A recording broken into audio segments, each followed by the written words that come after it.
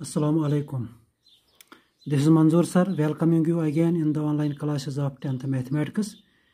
इस वक्त हम अरिथमेटिक प्रोग्रेशन पढ़ रहे हैं।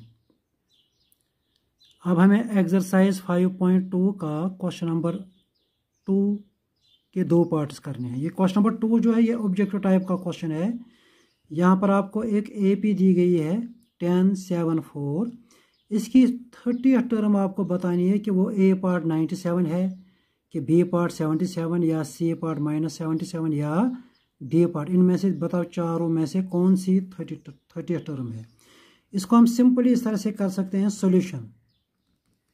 हम सिंपली एक फॉर्मूला लगाएंगे 30th टर्म। अगर ऑब्जेक्टिव टाइप के तौर पर हम इस क्वेश्चन को करेंगे, 30th term will be simply A + 29D। So A का वैल्यू हम देंगे 10 + 29D।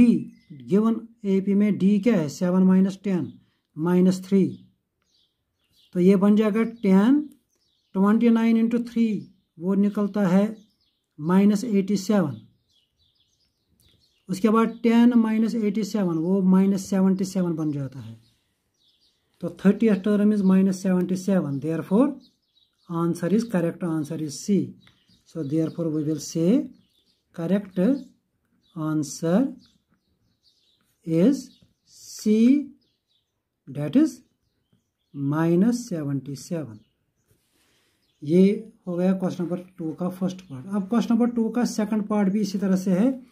इस अरिथमेटिक प्रोग्रेशन की 11th टर्म बता, वो 28 है, 22 है, -38 है या 48 एंड 1/2 है। तो इसी को भी हम इसी तरह से करेंगे सॉल्यूशन।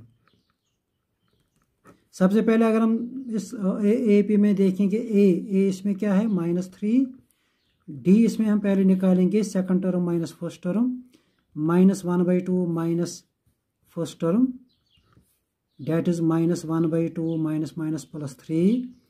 यहाँ पे क्रॉस होगा -1 + 3 × 2 = 6 /2। तो ये बन जाएगा 6 - 1 5/2। तो A -3 है, D 5/2 है।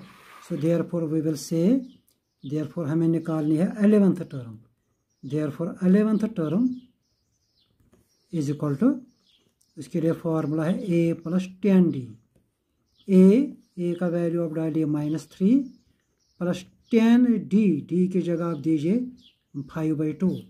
तो वी विल गेट -3 + 10 × 5/2। यहाँ कैंसिलेशन होगी, 2 5s are, उसके बाद 5 5s are 25, 25 -3 ये आ जाएगा 22।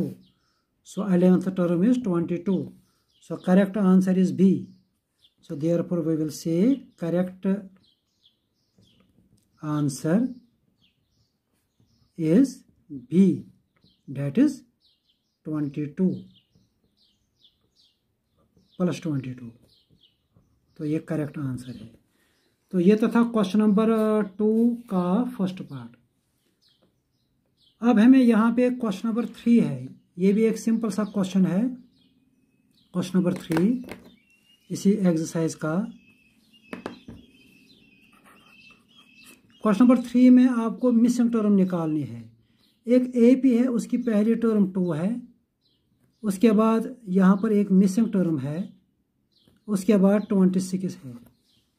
मतलब पहली टर्म 2 है, सेकंड टर्म आपको ढूंढनी है, उसके बाद थर्ड टर्म आपको दी गई है 26। हमें सेकंड टर्म निकालनी है। देखो इसमें सिंपल ऐसे जब भी क्वेश्चन हमें पूछे जाएंगे कि second term, third term, fourth term, first term हमें यहाँ पे सामने है, हमें यहाँ पे सिर्फ D निकालना है। अगर हम इस क्वेश्चन में D मालूम करेंगे तो हम आराम से बता सकते हैं कि सेकंड टर्म क्या होगी, because second term is A + D। हमें खाली D कॉमन डिफरेंस निकालनी है। तो उस कॉमन डिफरेंस को निकालने के लिए हम यहाँ पे देखिए क्या करेंगे, वी विल राइट हियर। देखिए यहाँ गिवन क्या है, फर्स्ट टर्म इज 2, हमें ये दिया गया है, और हमें थर्ड टर्म दी गई। इसे थर्ड टर्म को आप लिखिए। थर्ड टर्म क्या है, थर्ड टर्म हमें दी गई है 26। बट लेकिन थर्ड टर्म क्या होती है, थर्ड टर्म अगर हम देखेंगे फॉर्मूला के हिसाब से वो होती है A + 2D। इसका मतलब हुआ कि A + 2D जो है वो 26 है। A3 की जगह आप लिखिए यहाँ पर a प्लस 2d। तो यहाँ a को अपना वैल्यू दीजिए जो आपको a दिया गया है, a 2 है plus 2d is equal to 26। उसके बाद 2 को आप इस साइड ट्रांसफ़र कीजिए, 2d is equal to 26 minus 2 that is 24। उसके बाद 2 को भी इस साइड ट्रांसफ़र कीजिए, d will be equal to 24/2 that is 12। तो ये हमारा d आ गया। इसी d की मदद से जब हमें किसी भी अरिथमेटिक प्रोग्रेशन की पहली टर्म और कॉमन डिफरेंस सामने होगी, हम उस अरिथमेटिक प्रोग्रेशन के किसी भी क्वेश्चन का आंसर दे सकते हैं। हम कोई भी टर्म निकाल सकते हैं। हम इस AP के अगर सपोज अभी आपको 50वीं टर्म निकालनी है, we will write a plus 49d। a को हम 2 वैल्यू देंगे, d को हम 12 वैल्यू देंगे, तो हम कोई भी टर्म निकाल सकते हैं।